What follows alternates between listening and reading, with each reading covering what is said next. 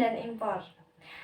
Dokumen ekspor dan impor berisi tentang informasi, barang atau jasa yang berisi dengan jumlah, jenis, harga, asal, tempat tujuan, cara pengangkutan, pembayaran, dan sebagainya. Dokumen ekspor-impor ini juga berfungsi sebagai bukti pembayaran, jaminan pembayaran, dan dasar perhitungan pajak dan bea cukai. Selanjutnya ada rumusan masalah yang berkaitan dengan dokumen ekspor dan impor. Misalnya, bagaimana pelindungan hukum bagi eksportir dan importir dalam melakukan ekspor dan impor barang dengan menggunakan letter of credit. Beberapa masalah yang sering dihadapi pelaku usaha ekspor dan impor antara lain, yang pertama ada biaya yang mahal, yang kedua ada terlalu beresiko, yang ketiga sulit dipahami, yang keempat kendala bahasa, yang kelima persaingan yang lebih banyak, yang keenam ada kekurangan sempurnaan dalam mempersiapkan barang, dan yang terakhir ada pembiayaan transaksi. Dokumentasi ekspor adalah serangkaian dokumen resmi, hukum, dan komersial yang diperlukan untuk pengiriman barang internasional karena dikenakan pajak dan pungutan secara akurat.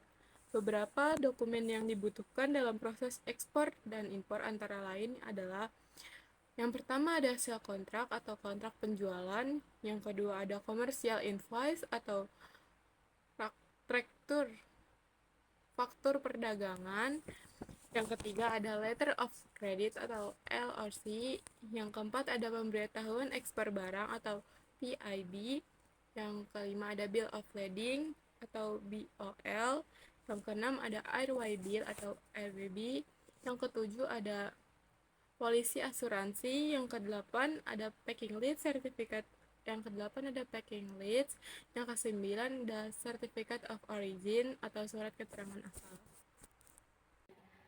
Lalu selanjutnya ada grafik dari dokumen ekspor dan impor. Nah, di grafik ini ada nama customer dan fasilitas customer yang customer pilih. Contoh fasilitasnya yaitu ada someday dan ada next day. Dan ini adalah contoh grafiknya ya, teman-teman. Ya, masuk ke dokumen yang pertama yaitu PO. PO adalah purchase order. Purchase order adalah dokumen yang dibuat oleh pembeli dan ditujukan kepada penjual atas informasi barang atau jasa yang akan dikirimkan.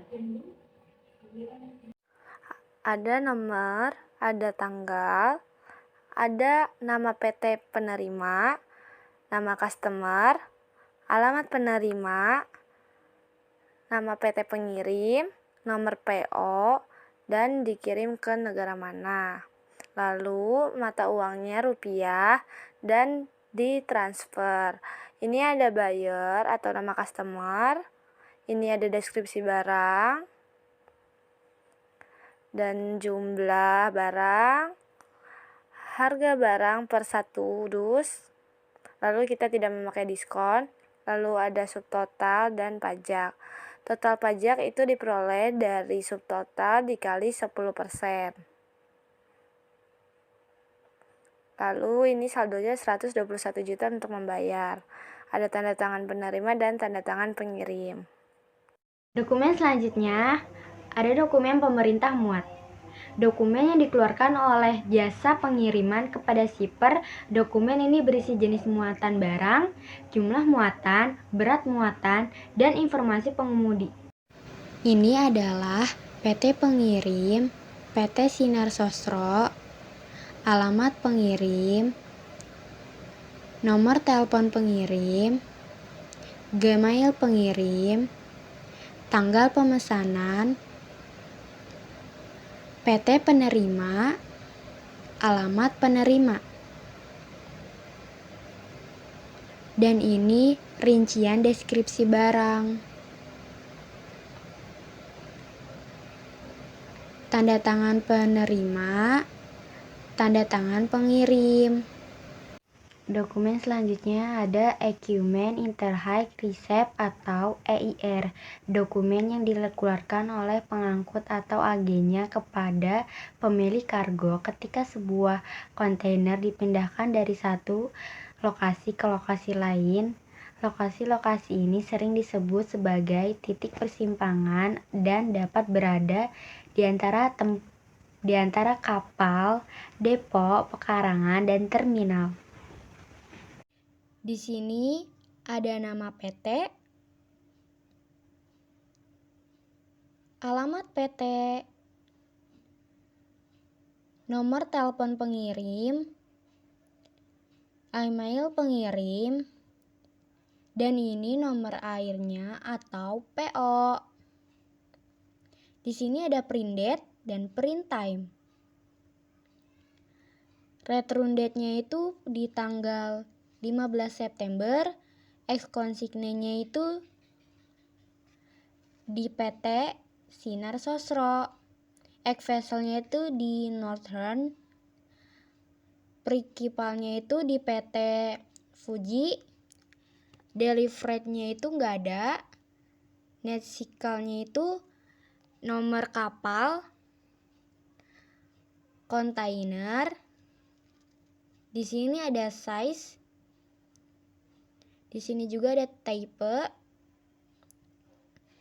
di sini juga ada condition, dan di sini ada manufaktur September 2024.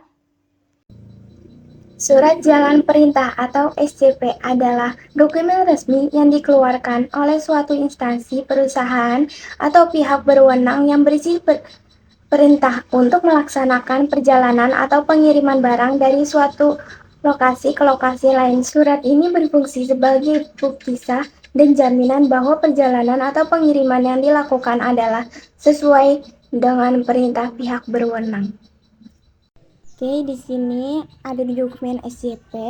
Di sini ada nama PT-nya, nama alamatnya, nomor teleponnya, dan emailnya.